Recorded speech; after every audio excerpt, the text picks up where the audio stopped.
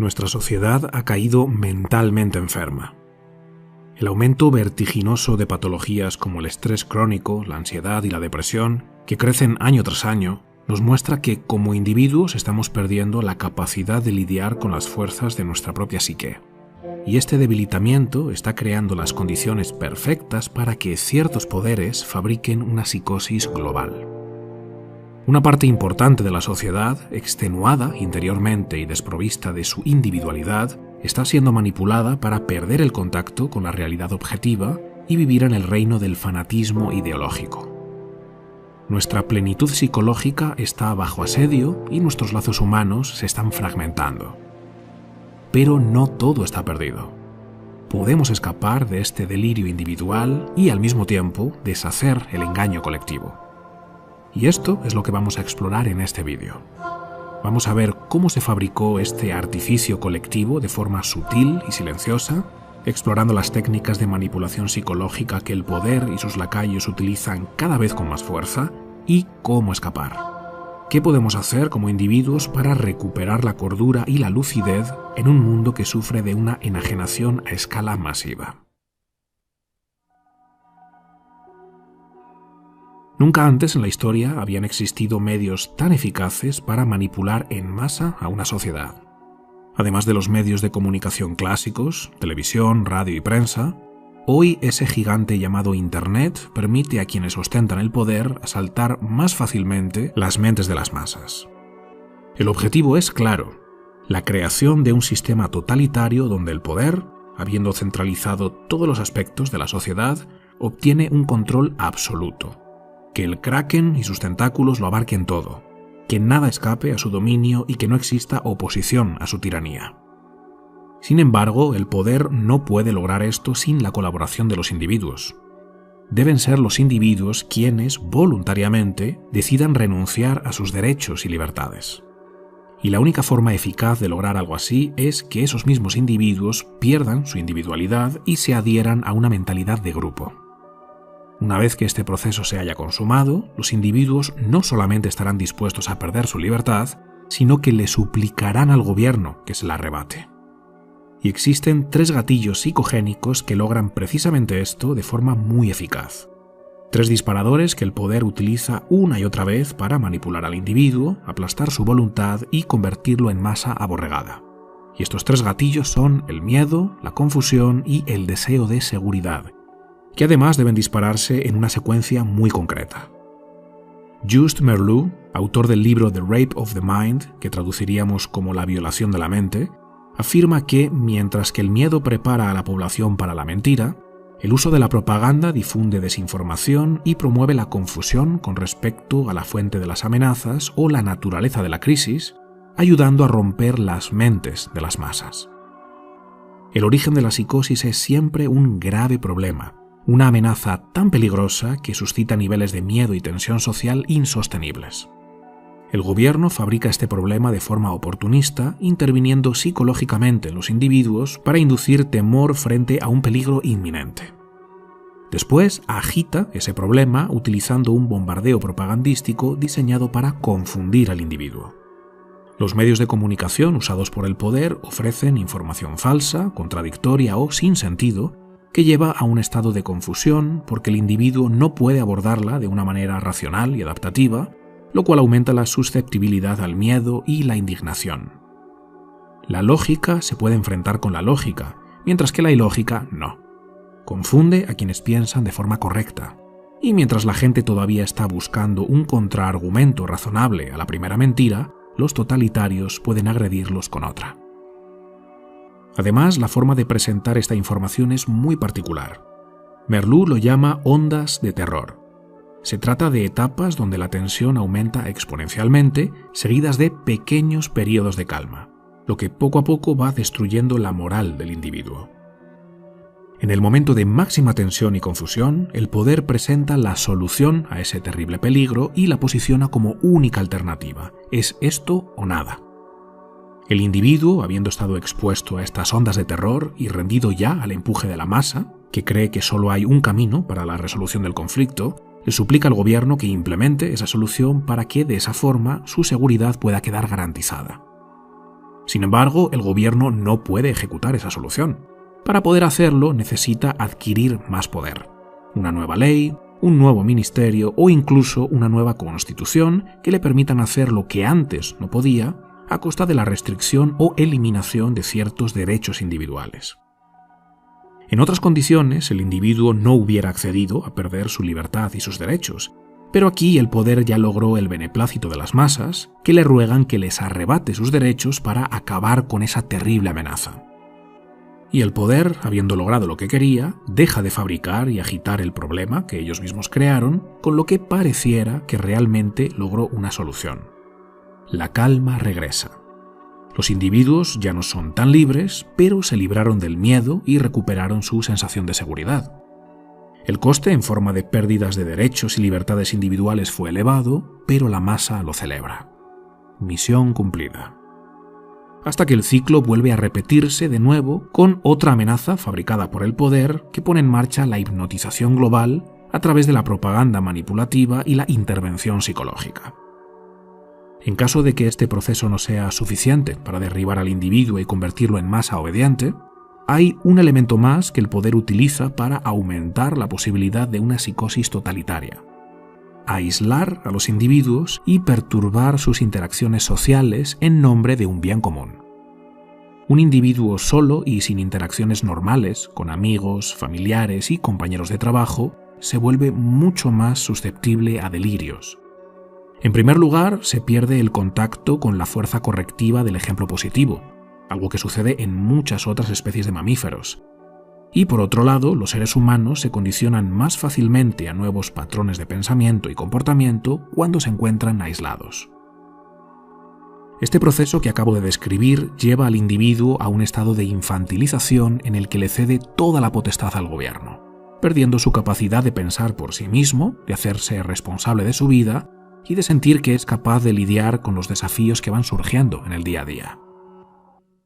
Carl Jung decía que cuando los individuos pierden su individualidad, pierden también su categoría intelectual y moral.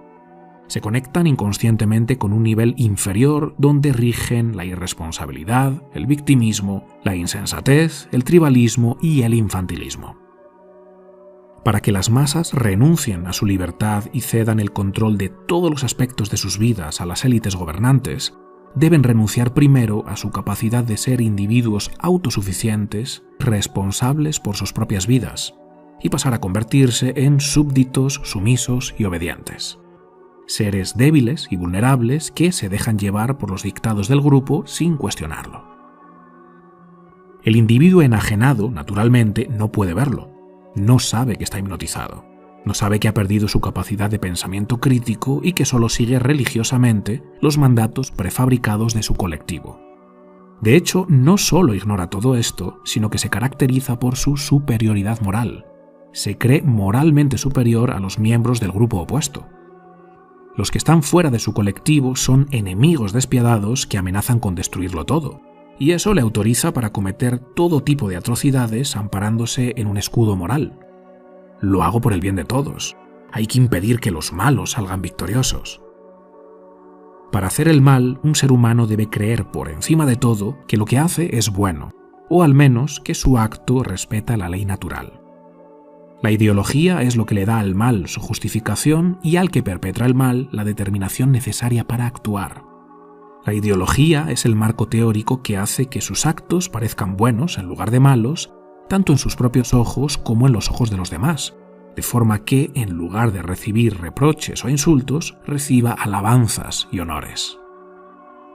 La ideología, como apunta Alexander Solzhenitsyn en esta cita, es la clave para que el individuo, desprovisto ahora de su individualidad y respaldado por su grupo, pueda sostener y justificar sus actos inhumanos y pavimentar la creación de un estado totalitario sin siquiera ser consciente de ello. En su libro Psicología de las masas y análisis del yo, Freud afirmaba que el grupo es extraordinariamente susceptible a ser influido y no tiene ninguna capacidad crítica. Cuando nos identificamos con un grupo, nuestro pensamiento individual queda anulado y en su lugar es reemplazado por el pensamiento grupal. La verdad, por supuesto, queda relegada a un segundo plano o incluso rechazada si llega a poner en peligro la cohesión del grupo. Edward Bernays, sobrino de Sigmund Freud, desarrolló técnicas de manipulación masiva basadas en el trabajo de su tío, que siguen siendo utilizadas por compañías y gobiernos de todas las naciones sin excepción.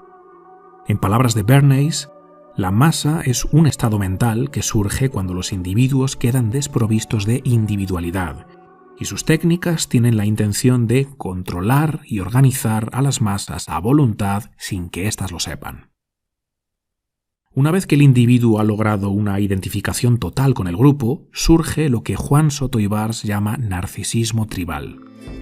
En una sociedad donde la gente se siente sola y miserable y donde los individuos no son quienes quisieran ser, la individualidad resulta difícil de soportar. Cuando nos miramos al espejo, detestamos el reflejo que nos devuelve. Pero si en cambio nos miramos en el espejo del grupo, la cosa cambia. De repente ya no vemos nuestros defectos individuales, sino las supuestas virtudes de nuestro grupo. Ya no importa que nos vaya fatal en nuestra relación de pareja, que odiemos nuestro trabajo mal pagado, que psicológicamente estemos deshechos, o que nuestras adicciones o hábitos destructivos nos estén despedazando. Ahora ya no vemos todo eso. Vemos algo que nos gusta. Somos los defensores de los derechos de los oprimidos, ciudadanos bondadosos y ejemplares que se preocupan por el planeta, por las minorías y por todo lo que nos haga sentir bien respecto a nosotros mismos. De repente somos héroes sin tener que esforzarnos. Si nunca te creíste capaz de obtener ningún tipo de reconocimiento social porque sabes que desde tu sofá no puedes lograr nada heroico, bueno, pues no te preocupes porque ahora puedes ser un héroe solo con repetir los mantras ideológicos de tu grupo. Sin hacer nada único e inigualable, sin ejercer ninguna proeza que aporta un valor masivo al mundo, ni realizar ninguna gesta extraordinaria y memorable, el cobarde ha sido convencido de que su cobardía y fragilidad es, en realidad, algo heroico. Denunciar por redes sociales, quejarse amargamente cuando otros ejercen su libertad de expresión, cancelar y exigir la aniquilación de la reputación de alguien. Toda esta división está minuciosamente calculada para que no busquemos consenso y entendimiento, sino solo la destrucción de todo eso que nos han dicho que es vil y tiránico. Venganza contra el grupo enemigo.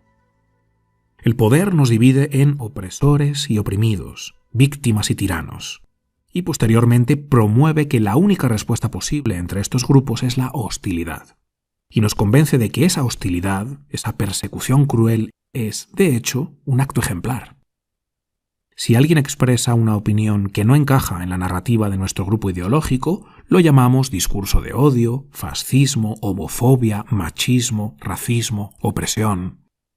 Está prohibido crear espacios de debate. El intercambio de ideas o las conversaciones respetuosas son herejías para el grupo. Esta es la manipulación de las masas que estamos viviendo. Hemos perdido nuestra individualidad y nuestro potencial humano ha quedado completamente degradado e inhibido. ¿Qué podemos hacer para contrarrestar estas fuerzas implacables que tratan de anularnos como individuos y convertirnos en una masa enjaulada y enfurecida? Al principio del vídeo vimos que el poder usa contra nosotros los gatillos del miedo, la confusión y el deseo de seguridad. Si como individuos aprendemos a controlar conscientemente las fuerzas de nuestra psique y desarrollamos un carácter que nos permite lidiar sabiamente con esos gatillos, ya no podrán ser usados como herramientas de manipulación, puesto que perderán su efecto psíquico. Todos estamos en una búsqueda de alivio que nos libere de la inmensa presión que sentimos interiormente, esa falta de esperanza en la que estamos sumidos y esa total ausencia de dirección y propósito. Y cuando individualmente no sabemos qué hacer con todo ese miedo que nos abruma y esa negatividad que inunda nuestra vida, vamos hacia lo colectivo. Si no nos creemos capaces de lidiar con la adversidad y el sufrimiento, y nos sentimos desamparados porque estamos convencidos de que no podremos superarlo por nuestra cuenta, buscaremos la fuerza en ese grupo que promete darnos lo que nosotros no nos creemos capaces de obtener. Pero el grupo no puede resolver la verdadera raíz de tu sufrimiento. Tu mala relación con papá o mamá, tu ansiedad, tus malas decisiones, tus conductas deshonestas, tus hábitos destructivos y adicciones, tus traumas y heridas del pasado, tu búsqueda de significado. El grupo no puede resolver eso. Por supuesto que el grupo nunca lo admitirá. Ellos tratan de convencerte de que están ahí para rescatarte a ti y a todos los oprimidos como tú de las garras de quienes han hecho que tu vida sea tan miserable. Sin embargo, el grupo no puede crear estrategias adaptativas para el individuo. Ningún grupo identitario puede ayudarte a adueñarte de tus procesos psíquicos, adquirir dominio de tus pensamientos, reorientar la dirección de tu mente o sacarte de la preocupación patológica que deriva en ansiedad. No puede elevar tus emociones para que dejes de estar siempre triste, ofendido o enfadado. No puede ayudarte a mejorar tus relaciones con otros seres y no puede tomar tus decisiones para que tu vida individualmente cambie de rumbo. La razón por la que las técnicas de manipulación funcionan sobre nosotros es porque nos hemos debilitado como individuos. Por eso tenemos que fortalecernos. Tenemos que crear desde dentro una estructura psicoemocional en la que sepamos con toda certeza que pase lo que pase, vamos a saber transitarlo con entereza. Aunque la vida nos golpee con adversidad y el dolor sea intenso, podremos afrontarlo y salir victoriosos. Esta es la seguridad que todos, de alguna forma, buscamos y anhelamos. La seguridad de que venga lo que venga, podremos con ello. Pero cuando carecemos de esta seguridad como individuos, buscamos la seguridad del grupo. Tenemos que lograr que esa seguridad que tanto buscamos afuera surja de dentro. Depositar en nosotros mismos esa confianza de sabernos los máximos proveedores de nuestra propia plenitud psicológica. ¿Cómo construyes esta seguridad interior? Tienes que recuperar el dominio de tu mente. Ahora mismo tu mente te está despedazando. La voz dentro de tu cabeza, en lugar de impulsarte, te está hundiendo. La mayoría de tus pensamientos te causan inquietud, sobresalto, desasosiego y miedo. ¿Sabes por qué tu mente te ataca de esa forma? Porque tú le das los argumentos para hacerlo. Tú sabes perfectamente que tu comportamiento cotidiano es propio de una persona débil, irresponsable y asustadiza. Así que tu mente simplemente te lo pone delante. Te da lo que tú le permites. Una y otra vez te recuerda que no eres una persona digna de tu propio respeto y admiración. Y como eso te deja en una posición muy inestable a nivel psicológico, porque al fin y al cabo nadie soporta verse de forma tan negativa, tratas de aliviar esa presión interior llevando la atención hacia afuera. Como no quieres reconocer que tú eres el mayor causante de tu propio dolor, retiras tu atención de ti y la enfocas afuera. En la política, en la sociedad, en cualquier cosa que desvíe la atención de tu fuero interno y que parezca justificar por qué tu vida es tan miserable. Algo exterior que explique tu malestar y te libere de toda responsabilidad para que parezca que el desastre de tu vida no tiene nada que ver contigo. Y cuando haces esto, rápidamente vas a encontrar a algún movimiento ideológico que te dé la explicación que estabas buscando. El problema no eres tú eres un ser de luz, pero has sido oprimido por el racismo, el patriarcado, la desigualdad, la homofobia, el capitalismo o la colonización.